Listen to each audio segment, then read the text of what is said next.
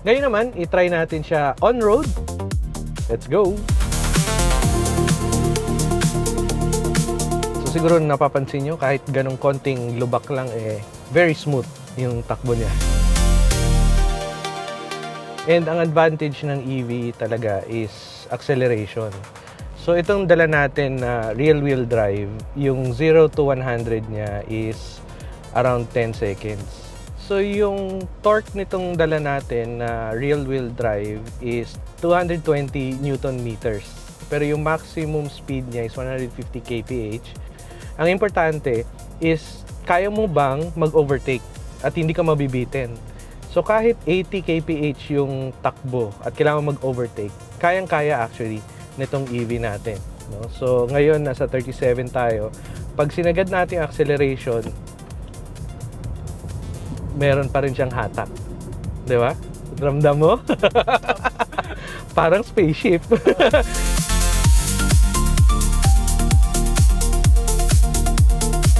Tingnan natin kung ano yung performance. Dito medyo lubak pero hindi mo feel yung lubak, no? Parang lumulutang ka lang sa lubak. Okay, so yung range nito is 400 kilometers and based on experience, mga 330 yung actual niya. So yung 1% niya can give you 3.3 kilometers, mga ganon. So yun yung S niya, which is more than enough pa rin sa daily driving ko. Kasi in a day, ang dinadrive ko is around 20 kilometers lang, round trip. So, yung charging mo, once a week lang din talaga. No? Hindi naman tayo taxi driver na 24/7 or 12 hours a day or 16 hours a day na nagda-drive para kailanganin mo ng napakaraming range. No? In fact, yun yung question ilang range ba talaga yung kailangan mo? Kung yung mga taxi driver nga na buong araw silang nagda-drive, kaya yung range na 300 kilometers range, ikaw pa. For a regular car na gagamitin mo panghatid sundo or office or deliveries and so on, enough na actually yung 300 to 400 kilometers. Ito maganda yung noise suppression niya. Kahit yung road noise, yung mga traffic sa labas, tahimik siya sa loob, na kahit magbulungan kayo, maririnig ka. Yun lang yung challenge. So, tahimik siya both inside and outside. Para siyang, so kung gusto mong ma-experience yun, try mong i-off yung electric fan mo habang nakasaksak sa outlet. Ganun siya katahimik. And sa pagkakaalam ko, sa mga nakikita ko rin online, parang 3 lang kami na merong ganitong variant ng iCar 03 na import or sa local version niya, yung Jayco EJ6.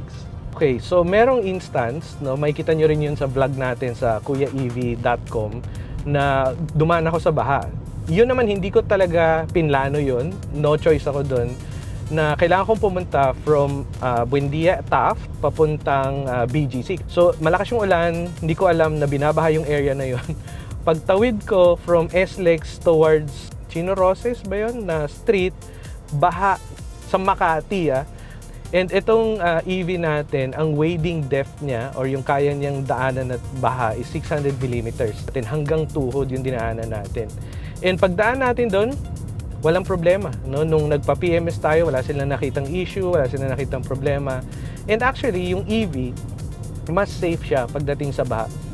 Yung pure EV, yung walang gasoline engine. Kasi yung gasoline engine, kailangan niya ng hangin para gumana, di ba? Kaya siya may intake, yung oxygen, susunugin niya yon, tapos kailangan niyang i-exhaust yon, carbon monoxide. So, 2 butas yon.